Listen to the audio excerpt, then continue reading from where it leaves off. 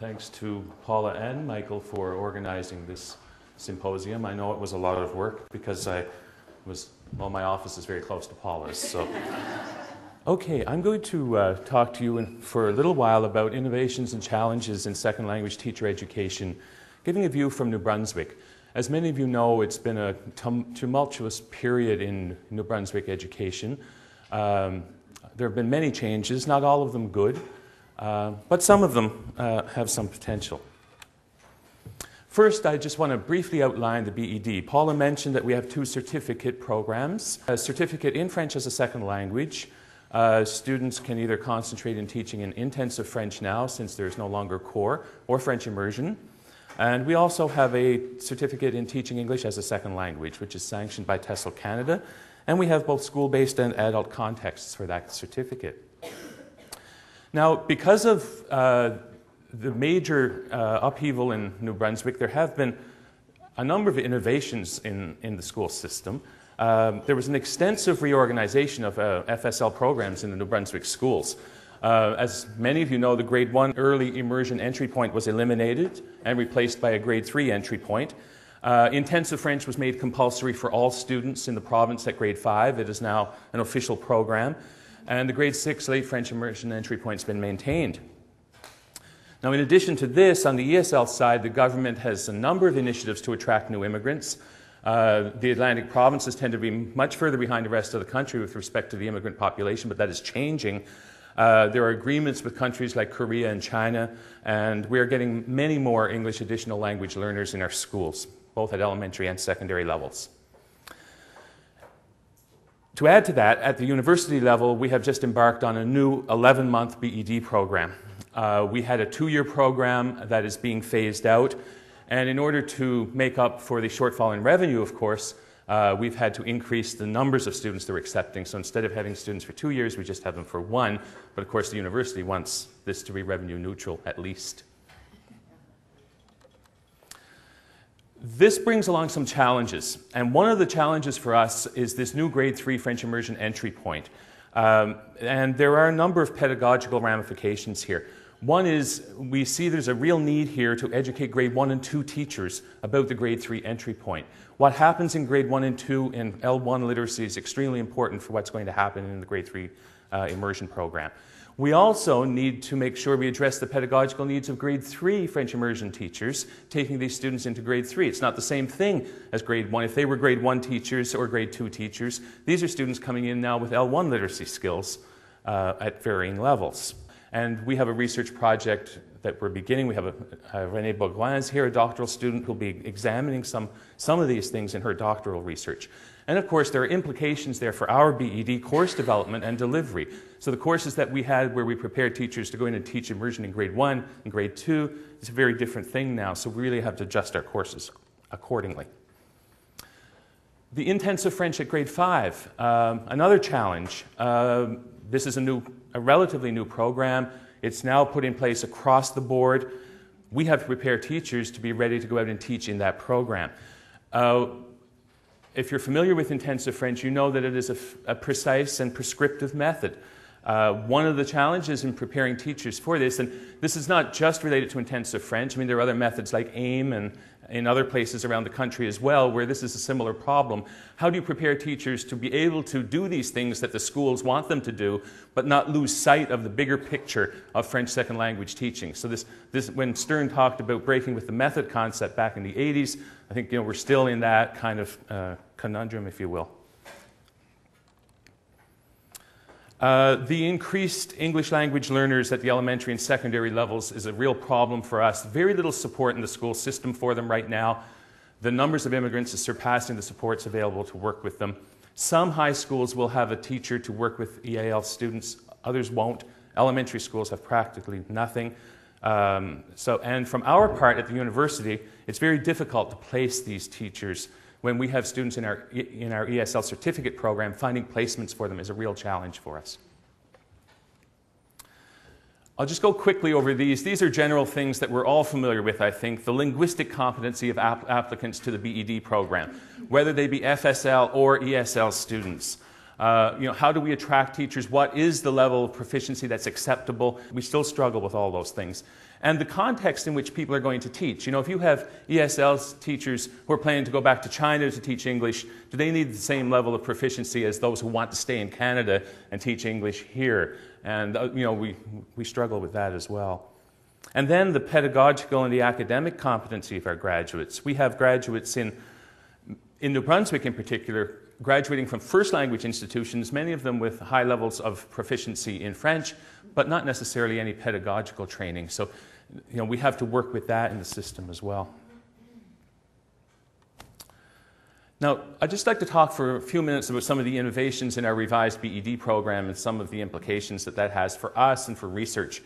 One of the things that we instituted were multiple and early student experiences. One of the criticisms we had of our program was that all the student experiences were back-ended, and that many students got out there at the end of their program and said, oh, I don't want to do this. You know, they just invested 2 years, and finally they get in the classroom and they say, I don't want this. So we put them out early, an initial 2-week program. We give them specific things to look for. They go into schools every Monday. They have a 3-week intermediate practicum at the end of the first semester, and then an advanced 7-week practicum at the end of the second semester. So there's quite a bit of school-based experience. Now, that brings along some challenges as well. These early practica are not necessarily in the second language context if we're talking about second language specialists. It's where we can find a placement for them, essentially. And also the university supervisor is not necessarily, or probably won't be, a second language speaker or a second language specialist. And the flip side of that, we'll have second language specialists at the university who will actually be supervising students in other subject areas, not in the second language area. 11 months meant we had to do some things with our courses. We realized that there's no way that we could cover the same amount of content in using the same structure that we had for courses. So we decided to go with a modular approach, revising our content, trying to make things more program and level specific. And as part of the program, there's a reflective semester. So I just want to talk briefly about how that works. We have an elementary and secondary stream. At the elementary, we have 2 courses, FSL1, FSL2, and each one of those courses has a module attached. So we're trying to break things down in a modular way. So the first module will be a foundation module, basic principles of second language teaching. Then in the second module, we will talk about early immersion, grade 3 to grade 5. And then in the second course, we can deal with intensive French in one module and deal with early immersion, grades 6 to 8, as the students move up through. So trying to cover all the bases in that way. And we have a similar type structure going on at the secondary level. So dealing with late immersion and high school French as well. I alluded to this semester at the end of the program, which is a reflective one, which is in general a focus on preparation for the job market, interviewing, preparing letters of application, professional portfolio, bringing all that together. And it also includes a course entitled Reflections on Second Language Theory and Practice. So that is something that we're going through for the first time this year, and it will be interesting, I think, to have that possibility for students to come back after being out in the schools a lot to reflect on and think about how these things apply. I've alluded to this 11-month time frame. There are constraints, undoubtedly. How do you fit everything in? Courses like bilingualism and education, second language acquisition, we don't have those courses anymore. Now we're trying to fit in topics within modules. How do you provide for students the opportunity to improve linguistic competence in 11 months? You know, when you had them for 2 years, you have more time to work with them if their language level wasn't what it should be. How do students fit everything in? And how do we get our colleagues to realize that second language specialists are also literacy specialists, and that courses in literacy in a second language are just as meaningful and useful, so that students don't have to double up courses and do overloads? From the field, there is always this issue of accountability that comes up, accreditation. As one principal said to us the other day, he said, are you going to have teachers next year that are going to come out and hit the ground running? I said, probably not, but that expectation is there. And it is difficult within the time frame to have teachers grow as professionals and be ready to go. I'm just going to end on this positive note. It is true that challenges are difficult and at times frustrating, but they do force us to be innovative. In this particular case, we came up with new ways of delivering courses. I think we have more and varied school experiences for students. More coordination of courses. It forced us to really sit down and look at all our courses and see where there was overlap and where we could reduce and do more with less. And it also created the opportunity for linking research to classroom practice. And I'm just going to end by giving you 2 examples of this. Paula mentioned in her intro that we are working on a language portfolio for educators, and this is a project that we're doing in collaboration with CAAL, adapting the European language portfolio for pre-service and in-service teachers.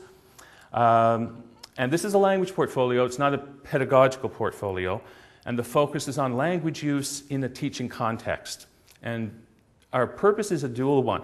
We want teachers to personally assess their own language abilities, set goals, but also to be familiar with this tool so that for student teachers in particular, so that when they go out to schools, they will know what it is and they'll be able to use it with their students, which is extremely important. We will be piloting this in 09-010. We'll be doing some surveys and focus groups with professors in faculties of education around the country.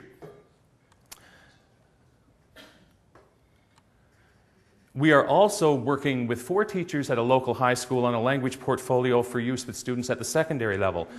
This is an action research project, and it was interesting because those teachers, it was really a ground-up project. Those teachers came to us and said that they wanted to do something with the language portfolio. They had tried things, but they needed some advice. So we've been working with them, and it's really quite interesting what's happening. Finally, we have an action research project that's been going on for 3 years now, I think, if not longer, in French immersion and ESL classrooms focused on the teaching of writing. And this has been a really dynamic project where we've been able to work with teachers in professional learning communities and have teachers become fully involved in the research and design process. We've been in classes, we've filmed, we've produced a pedagogical DVD, and that has led as well to conference presentations and articles, not just with us, but with some of the teachers who were involved. So this has been a really positive, dynamic connection with the field. So to conclude, challenges, yes, but exciting things can happen when you're working with people who want to learn and to improve. And this little quote from Epictetus, I think, sums it up. It is impossible for a man to learn what he thinks he already knows. And I think that probably goes for women too.